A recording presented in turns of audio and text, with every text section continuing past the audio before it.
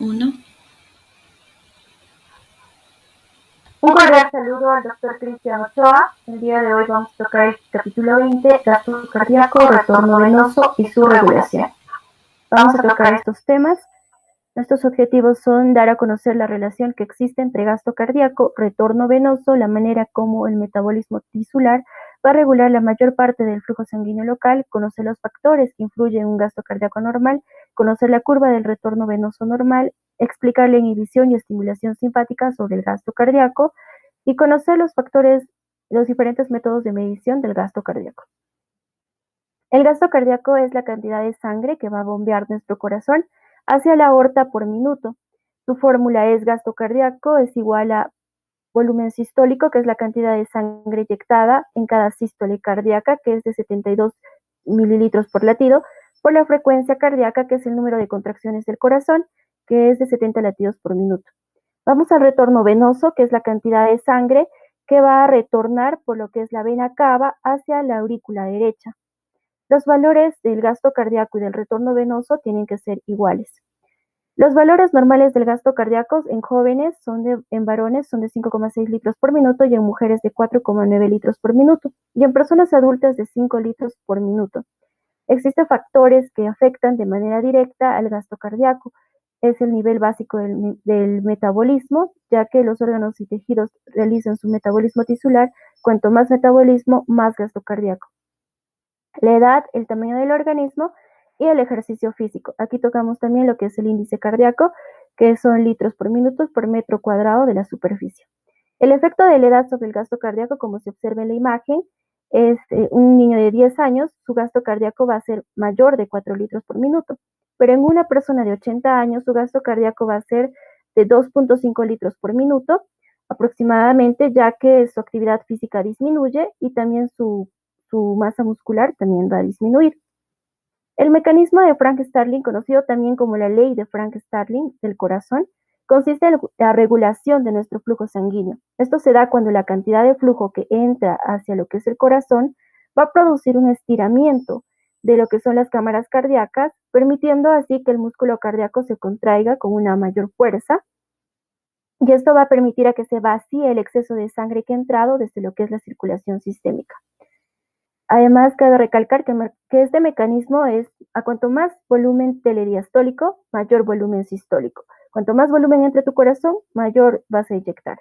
El estiramiento del corazón, es decir, el estiramiento del nódulo sinusal, tiene un efecto en el ritmo del propio nódulo sinusal, aumentando así lo que es la frecuencia cardíaca a un 10 a un 15%. Este estiramiento de lo que es la aurícula derecha va a producir un reflejo conocido como el reflejo de Weinbrink, que se va a ir directamente al centro vasomotor del cerebro y va a retornar al corazón por los nervios simpáticos y vagos, aumentando así la frecuencia cardíaca. El gasto cardíaco es la suma de los flujos sanguíneos en todos los tejidos. Como se observa en la imagen, el gasto cardíaco es como un padre que va a repartir a todos sus hijitos, podría decirse, un flujo sanguíneo y con un determinado porcentaje. Este flujo sanguíneo se reparte a diferentes órganos de nuestro organismo y seguidamente retorna lo que es por la vena cava hacia lo que es la aurícula derecha. El retorno venoso entonces la suma de los tejidos, de todos los flujos sanguíneos locales. Podríamos decir entonces que el corazón bombea automáticamente el retorno sanguíneo hacia las arterias. En esta imagen observamos la relación que existe entre trabajo cardíaco durante el ejercicio y el gasto cardíaco. Cuanto mayor trabajo cardíaco, mayor consumo de oxígeno y mayor aumento también de gasto cardíaco. El gasto cardíaco máximo que alcanza el corazón está limitado por la meseta de la curva del gasto cardíaco. Nuestro corazón bombea cierta cantidad de sangre, pero esta cantidad tiene un límite que se puede determinar de manera cuantitativa con las curvas de gasto cardíaco. En este caso, la curva del gasto cardíaco normal, que es la verde, que se observa que el nivel de la meseta de esta curva es de 13 litros por minuto, siendo así 2,5 veces el gasto cardíaco normal, que es de 5 litros por minuto. Esto quiere decir que el corazón en una persona normal, sana, puede realizar sin ningún impulso extra, puede realizar hasta 2,5 veces más el retorno venoso. También observamos en nuestra imagen otras dos curvas que son superiores e inferiores, que son las curvas hipereficaces que bombean mejor de lo normal la sangre. Esto afecta ciertos factores como lo que es la estimulación simpática, que va a aumentar, y la hipoeficaz, que va a bombear a niveles por debajo de lo normal la sangre, ¿no? En este caso estaríamos hablando de cardiopatías.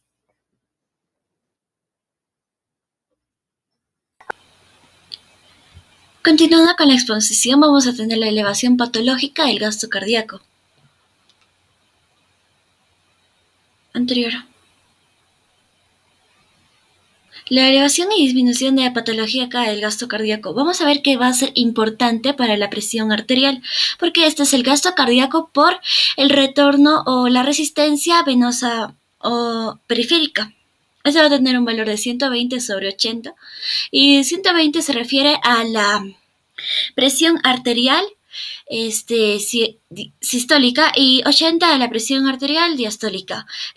Si se afecta el valor de 120, podemos intuir que va a haber una enfermedad o una anomalía del corazón, y se afecta o disminuye el 80, vamos a intuir que va a haber una anomalía con los vasos sanguíneos.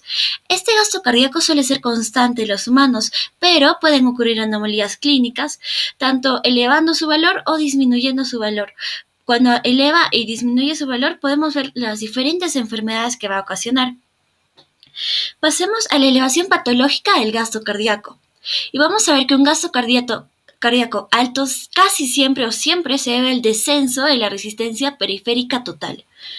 Es decir, que la sangre no va a poder o va a tener que va a haber una disminución en esa fuerza que impulsa la sangre hacia el corazón. Entre estas tenemos el beriberi, que es la deficiencia de vitamina B12 o tiamina. Esta produce que no haya una captación de los nutrientes por los tejidos, por lo que va a ocasionar una vasodilatación y va a disminuir la resistencia periférica total. Tenemos también a la fístula arteriovenosa, que es una apertura entre la arteria y una vena, es decir, la sangre va a pasar directamente de una arteria a una vena, disminuyendo así el flujo sanguíneo y disminuyendo también la resistencia periférica total. También tenemos al hipertiroidismo, que como sabemos es un aumento del metabolismo, por lo que las células y los tejidos van a utilizar más oxígeno, y lo que va a ocurrir es que van a aumentar los vasodilatadores y va a haber un descenso en la resistencia periférica y una elevación del gasto cardíaco. También tenemos a la anemia, que como sabemos es la disminución de los eritrocitos. Porque no hay muchos eritrocitos, va a haber una ausencia de oxígeno en los tejidos, y también va a haber un descenso en la viscosidad, porque no va a haber va a disminuir el flujo sanguíneo, por lo que él no va a poder llenar el corazón, y va a haber una elevación patológica del gasto cardíaco. Pasamos a la siguiente diapositiva y vemos la disminución patológica del gasto cardíaco. Esta se debe principalmente a dos factores, los factores cardíacos y los factores periféricos. Los factores cardíacos es cuando ocurre una anomalía en la bomba del corazón, por lo que el nivel de bombeo se va a ver afectado en las siguientes patologías, como puede ser el infarto de miocardio grave, la valvopatía grave, también la miocarditis y el taponamiento cardíaco. También puede deberse a factores periféricos no cardíacos. En este caso también la obstrucción de grandes venas, como podemos ver en la imagen, que la sangre no va a poder retornar al corazón, por lo que no va a poder llenar la aurícula, y va a haber una disminución del gasto cardíaco. También tenemos el descenso del volumen sanguíneo, que este es el más frecuente, y este va a ocurrir más o menos por hemorragias o cuando perdemos sangre. Tampoco va a poder llenarse adecuadamente la aurícula, por lo cual va a haber una disminución del gasto cardíaco. Y por último tenemos la dilatación venosa aguda. Esta ocurre cuando el sistema nervioso simpático se inactiva. Puede ser en un desvanecimiento o en un desmayo. Baja la capacitancia de las venas, por lo que tampoco va a haber un llenado correcto de las aurículas, y no va a haber va a haber una disminución patológica del gasto cardíaco. Vamos al análisis cuantitativo de la regulación del gasto cardíaco. Este se va a regular por dos factores: la capacitancia del corazón, de la bomba del corazón, y los factores periféricos. La capacitancia del corazón se va a ver representada a través de las curvas del gasto cardíaco, como podemos ver en la imagen, y lo vamos a explicar a más detalle a continuación. También tenemos los factores periféricos no cardíacos, que son representados por las curvas del retorno venoso, como vemos en la imagen. Cuando juntamos estos dos reguladores, vamos a tener un análisis cuantitativo mucho más detallado, para que vamos a ver cómo interactúan entre sí el corazón y los vasos sanguíneos para determinar el gasto cardíaco, el retorno venoso y la presión en la aurícula derecha. Vamos a ver que la curva del gasto cardíaco es esa capacidad del corazón que tiene de incrementar el gasto cardíaco cuando aumenta la presión en la aurícula derecha. Podemos ver en el gráfico, en el eje de las de X, podríamos decir, la presión en la aurícula derecha va a aumentar en milímetros de mercurio. Cuando esta aumenta, el corazón va a tener esa capacidad de aumentar el gasto cardíaco y el retorno venoso también en litros por minuto, para que así haya una homeostasis en el cuerpo. El valor normal es de 13 litros por minuto. Cuando se va a elevar esta curva del gasto cardíaco, como podemos ver en la otra imagen, va a deberse por una estimulación simpática, y cuando se va a reducir va a ser por una inhibición simpática. Tenemos el efecto de la presión externa sobre las curvas del gasto cardíaco. Vimos también cómo los factores del corazón, del sistema vascular, afectan, pero vamos a ver que también las presiones en el pulmón van a afectar la presión y el gasto cardíaco de esta forma. Vemos que la presión intrapleural es de menos 4 milímetros de mercurio. Esta va a ser la presión de la cavidad torácica. Un aumento de esta presión intrapleural hace que el corazón tienda a colapsarse. Y vamos a ver en la imagen que la curva puede desplazarse bien a la derecha o bien a la izquierda. Los principales factores de desplazamiento serían la expiración normal y la respiración con presión positiva hacia la derecha, y la inspiración normal cuando tomamos aire, y la respiración con presión negativa hacia la izquierda.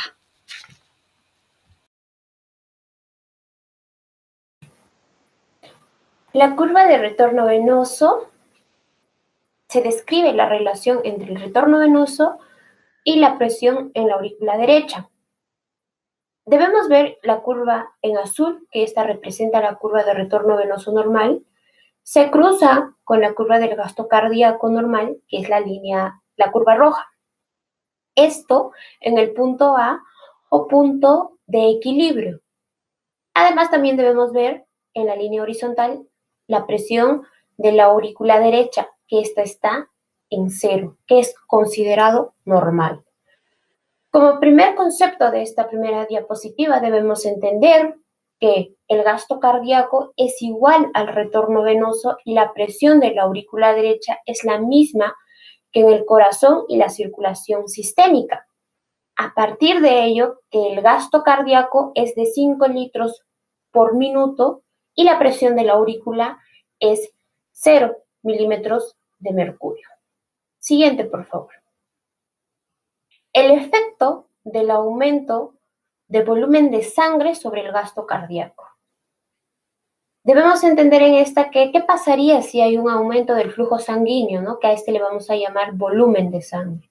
Entonces, si aumenta este volumen de sangre, aumenta el gasto cardíaco. Esto hasta 2,5 y 3 veces con respecto a lo normal que habíamos dicho antes. Entonces, a mayor cantidad de sangre, el mayor llenado del sistema provoca que la PLLS, que la vemos allí, que es la presión media del llenado sistémico, aumente hasta 16 miligramos de mercurio, desplazando así la curva del retorno venoso hacia la derecha. Y al mismo tiempo, este aumento, ¿no?, de volumen de sangre, de flujo sanguíneo, distiende a los vasos. Por ende, también va a reducir la resistencia que van a tener estos vasos y por tanto se va a reducir esta resistencia al retorno venoso para que esto vuelva a cumplir con su ciclo, ¿no?, del gasto cardíaco. Y además esta curva va hacia, ¿no?, se va hacia arriba del gasto cardíaco, la de rojo, que representaría aproximadamente 13 milímetros de mercurio. Entonces, como resultado de ambos efectos, esta curva de retorno venoso se desplaza hacia la derecha.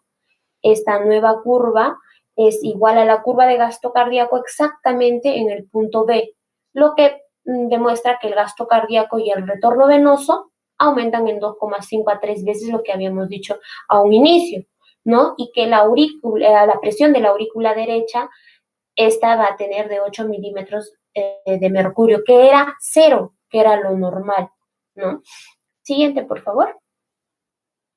Ahora, la estimulación simpática sobre el gasto cardíaco. Esta estimulación afecta al corazón como a la circulación sistémica. Esto por dos cosas.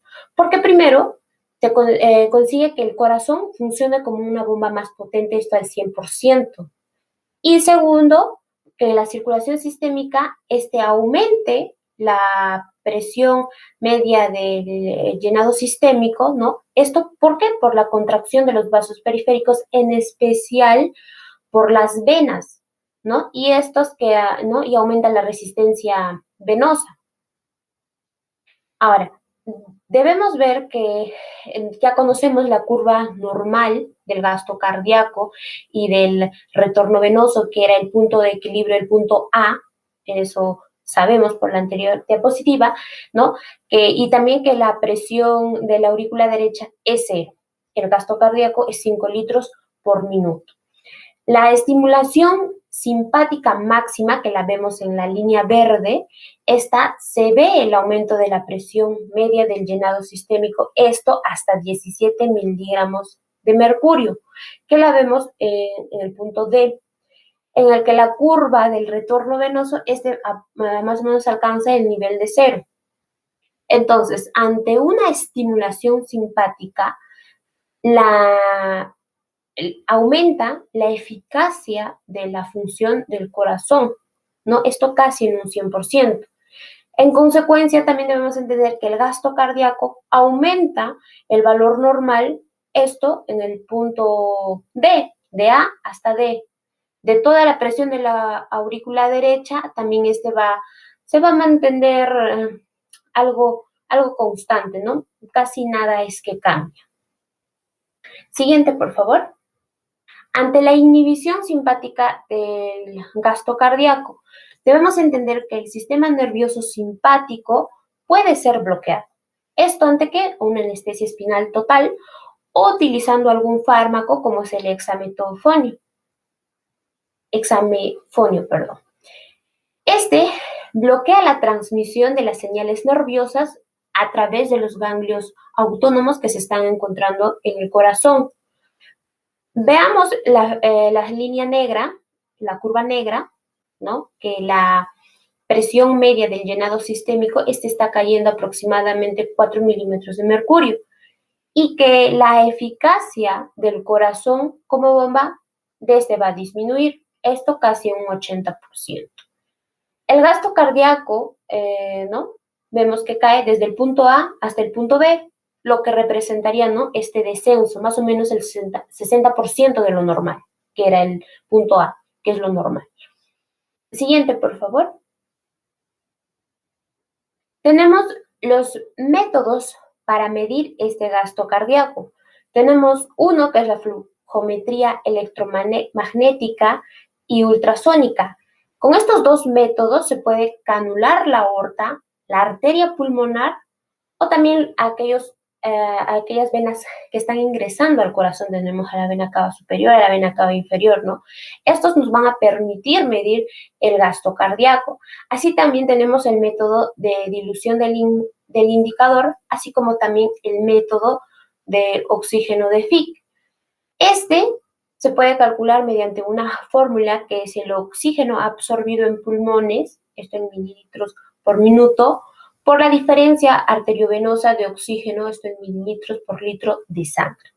Entonces, con esta técnica se extrae una muestra de sangre venosa en el que la arteria pulmonar, ¿no? De la arteria pulmonar y de la muestra de sangre arterial, ¿no? Que se puede obtener de cualquier arteria venosa. Siguiente, por favor. Y como conclusiones, debemos entender que el gasto cardíaco está en relación con el retorno venoso y ambos son iguales. Existen factores como edad, metabolismo tisular, tamaño del organismo y ejercicio físico que afectan de manera directa el gasto cardíaco. El flujo sanguíneo aumenta conforme aumenta el metabolismo que realizan los órganos y tejidos, y ante la estimulación simpática sobre el gasto cardíaco se consigue que el corazón funcione como una bomba más potente al 100%, incrementando esta presión media del llenado sistémico y aumente la resistencia venosa. Así como también esta inhibición simpática disminuye la eficacia del corazón como bomba hasta el 80%. Estas son las referencias bibliográficas. Muchas gracias.